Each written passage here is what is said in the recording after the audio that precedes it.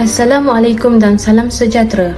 Kali ini kita akan belajar berkenaan pengaruh Hindu-Buddha yang mempengaruhi pembentukan sistem pemerintahan negara di Asia Tenggara sehingga abad ke-19. Dalam konteks pembentukan sistem pemerintahan negara di Asia Tenggara sehingga abad ke-19, ia memfokuskan keseluruhan aspek politik sahaja yang mencakupi pelbagai konsep pemerintahan yang digunakan dalam satu entiti politik yang dikenali sebagai politi galaktik. Asia Tenggara sejak sekian lama terkenal sebagai tempat persinggahan yang menjadi tumpuan beberapa kerajaan pusat utama Asia Lama, terutama bagi menggantikan China dan India. Tanpa disedari, bermulanya kemasukan orang India ke Asia Tenggara ini secara langsung telah mendorong beberapa kerajaan mengalami proses pengindiaan, iaitu menerima pengaruh penting terutama dalam aspek politik untuk membentuk sistem pemerintahan negara masing-masing sehingga abad ke-19. Terdapat 4 teori yang dibincangkan oleh sejarawan tentang kedatangan pengaruh Hindu-Buddha di Asia Tenggara. Antaranya ialah teori Vaishya, Kshatriya, Brahmin dan peranan yang dimainkan oleh orang tempatan.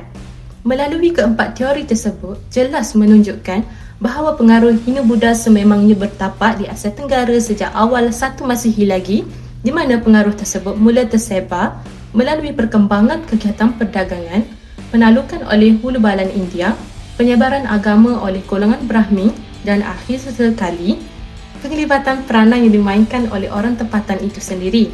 Dengan itu, marilah kita lihat seberapa luas pengaruh ini tersebar dan mempengaruhi beberapa kerajaan seperti Burma, Siam, Kampuchea, Laos dan sedikit di Indonesia sehingga membentuk sistem pemerintahan negara yang menjadikan konsep asas politik Hindu-Buddha dari India.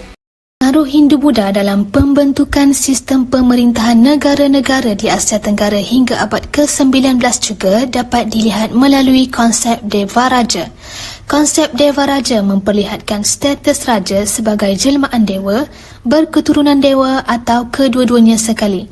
Menurut konteks sejarah negara-negara Asia Tenggara, Deva Raja merujuk kepada Dewa Siva yang menetap di puncak Gunung Mahendra.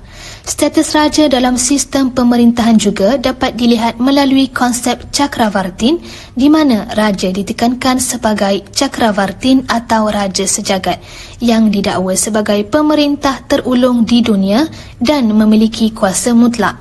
Konsep ini memerlukan raja mencapai nilai moral yang tinggi sepanjang tempoh pemerintahan agar nilai-nilai terpuji dalam diri rakyatnya dapat disemai.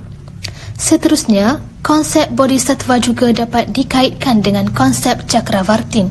Dalam konsep ini, pemerintah harus mempunyai kepribadian yang baik selama mentadbir sesebuah negara agar dapat melahirkan rasa hormat dalam kalangan rakyat terhadap raja. Sebagai bukti, melalui konsep Bodhisattva Raja Kampuchea seperti Ang Duang dalam pemerintahannya dalam lingkungan tahun 1848 hingga 1860 dianggap sebagai suci dan dihormati rakyat tempatan. Akhir sekali, peranan golongan Sangha dalam mengawal kuasa raja berdasarkan teladan yang dipelajari. Golongan Sangha merupakan individu yang telah mempelajari Dhamma atau ajaran Buddha. Ilmu keagamaan amat diterapkan dalam negara-negara di Asia Tenggara sehingga telah mewajibkan lelaki terutamanya golongan diraja tinggal di biara agar dapat mendalami hal keagamaan. Dalam demikian, jelaslah bahawa pembentukan sistem pemerintahan negara-negara di Asia Tenggara yang menggunakan konsep Deva Raja ini bukan sahaja melambangkan status tinggi seseorang raja itu, tetapi menekankan juga aspek kepribadian seseorang raja harus terpuji di samping menerima nasihat daripada golongan Sangha, baik urusan agama maupun selain itu, pengaruh Hindu-Buddha dalam pembentukan sistem pemerintahan negara-negara di Asia Tenggara hingga abad ke-19 juga dapat dilihat melalui pegangan angka 33. Pegangan angka 33 merupakan satu kepercayaan dalam agama Hindu-Buddha di mana ia merupakan 33 dewa yang mendiami syurga di puncak Gunung Meru. Dewa-dewa tersebut mempunyai pembahagian tugas masing-masing. Hal ini telah mempengaruhi pentadbiran kerajaan di Asia Tenggara yang mempunyai pengaruh agama Hindu-Buddha apabila kerajaan-kerajaan tersebut telah dibahagikan kepada 32 wilayah. Setiap wilayah ditadbir oleh seorang pembesar dan raja di mana raja merupakan kuasa tertinggi bagi setiap pentadbiran wilayah tersebut. Jumlah raja dan pembesar-pembesar mewakili angka 33 dewa yang mendiami puncak Gunung Meru. Contohnya, kerajaan Mon di Burma dibahagikan kepada 3 wilayah dan setiap wilayah tersebut mempunyai 32 pekan yang mana satu lagi pekan merupakan pekan utama di ibu kota wilayah yang mana jumlah pekan menyamai dengan skema 33 dewa. Skema ini juga turut dibayangkan dalam amalan diraja di mana raja utama yang diiringi oleh 32 orang putera raja menjadikan selari dengan konsep 33 dewa tersebut. Selain itu, ia juga dapat dilihat dengan pengambilan 33 permaisuri daripada 33 keturunan yang berlainan, pemilikan 33 ekor gajah putih. Prinsip gandaan 4 yang disabkan lagi kepada 8, 16 dan 32 yang mewakili 4 arah utama mata angin dalam fahaman kosmologi India juga diterapkan dalam sistem berkerajaan. Prinsip ini dijelmakan dalam susun atur ibu kota dan juga dalam hierarki pemerintahan. Contohnya, raja sering mempunyai 4 orang permaisuri utama dan 4 permaisuri rendah dan melantik 4 orang menteri utama diikuti hierarki lapisan bawah yang disabkan kepada pembesar-pembesar iaitu 8, 16 dan 32. Sebagai contoh, prinsip ini dijelmakan dalam 4 ketua menteri dalam kerajaan Burma dan Siam. Pemerintahan tradisional juga turut mendapat penglibatan daripada institusi Sangha. Berikutan kenyataan ini, kerajaan memerlukan sokongan daripada Sangha untuk menjalankan pemerintahannya. Hal ini berlaku dalam sistem pemerintahan kerajaan Siam di mana raja perlu mendapatkan restu dan kepercayaan daripada Sangha demi memerintah. Seterusnya, pengaruh Hindu-Buddha dalam sistem pemerintahan negara-negara di Asia Tenggara hingga abad ke-19 telah menyebabkan wujudnya konsep mikrokosmos dan mikrokosmos. Mikrokosmos dan mikrokosmos ini merujuk kepada kepercayaan yang mewujudkan keselarian antara kedua-dua alam iaitu alam semesta dan alam manusia. Kuasa ini membawa kepada kemakmuran dan bencana alam. Mikrokosmos adalah merujuk kepada alam semesta iaitu bumi yang tersusun binaannya dengan kekuasaan dewa dan tenaga gaib, manakala mikrokosmos pula merujuk kepada dunia atau skala yang lebih kecil. Kesejahteraan sesuatu negara boleh dicapai dengan menyusunkannya dalam bentuk dunia semesta. Menurut kepercayaan ini, nasib manusia dipengaruhi oleh kuasa-kuasa kosmik. Kuasa-kuasa kosmik ini akan menentukan sama ada sesebuah kerajaan itu akan mendapat kemakmuran ataupun bencana alam bergantung dengan cara raja itu memerintah sebuah kerajaan. Burma, Siam dan Kampuchea merupakan negara yang mengambil kosmologi serta keselarian antara mikrokosmos ketuhanan dengan mikrokosmos manusia.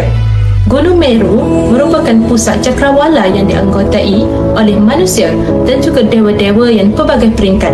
Dalam alam manusia pula, kerajaan dan ibu kota juga dikenali sebagai mikrokosmos yang dibentuk sedemikian dengan istana dan kuil sebagai Gunung Meru. Kepercayaan keselarian mikrokosmos dan mikrokosmos dapat dilihat apabila peranan raja itu dikaitkan dengan peranan Tuhan. Keadaan kehidupan sesebuah masyarakat bergantung kepada raja yang memerintah sesebuah kerajaan tersebut. Oleh itu, keselamatan dan hidup jatuh sesebuah negeri sangat bergantung kepada sikap dan kebolehan seorang raja. Raja berperanan sebagai ketua pentadbir, sebagai pelindung dan lambang perpaduan. Sebagai contoh, raja menjadi ketua pentadbir dan berada pada hierarki teratas dalam struktur pemerintahan semasa zaman dinasti Chakri. Kedudukan ini membolehkan raja berperanan dalam memberi perlindungan dan jaminan keselamatan kepada rakyat. Raja berkuasa secara mutlak terhadap rakyat termasuk negeri dan harta benda mereka. Selain itu, kedudukan raja semasa dinasti Kombau di Burma juga dapat dilihat apabila ketaatan rakyat kepada raja diperkukuhkan melalui ikatan daulat. Mikrokosmos dan mikrokosmos ini juga mempercayai bahawa individu yang bergelar raja dianugerahi wahyu berdasarkan karma. Karma dapat dielak jika raja memenuhi pelbagai upacara serta pengumpulan pahala, iaitu disebut sebagai merit. Nasib dan keadaan sesebuah kerajaan yang diperintah oleh raja juga akan bergantung sepenuhnya kepada merit yang diperolehi olehnya semasa di masa silam. Sebagai contoh, kerajaan akan menjadi aman sekiranya raja banyak melakukan kebaikan, manakala kerajaan akan menghadapi bencana sekiranya raja berkelakuan buruk pada masa silamnya. Pengumpulan pahala di Burma dikenali sebagai pol, manakala pengumpulan pahala di Siam juga disebut sebagai pol, dan ianya dilakukan melalui amalan hormat menghormati. Akhir sekali, pengaruh Hindu-Buddha dalam pembentukan sistem pemerintahan negara-negara di Asia Tenggara hingga abad ke-19 juga dapat dilihat melalui konsep mandala. Mandala merupakan wilayah-wilayah yang berada di bawah penguasaan seseorang raja. Konsep mandala ini lebih dikenali sebagai bulatan raja-raja yang berpaksikan kepada bulatan, di mana wilayah-wilayah yang berada di bawah penguasaan seseorang raja ini merupakan simbolik kepada kekuasaan raja. Bulatan ini biasanya terbahagi kepada 3. Terdapat ibu kota pada pusat bulatan dan di tengah-tengahnya mempunyai istana raja. Kawasan ibu kota yang dikelilingi oleh wilayah diraja dikuasai secara terus oleh raja atau pemerintah. Di bulatan yang kedua pula, terdapat kota yang bertembok yang diperintah dan dijaga oleh anak-anak raja atau keturunan mereka. Di bulatan yang ketiga pula, terdapat negeri-negeri yang bebas. Namun begitu, jika negeri-negeri ini ditakluki oleh mana-mana pihak, negeri tersebut perlu membayar ufti.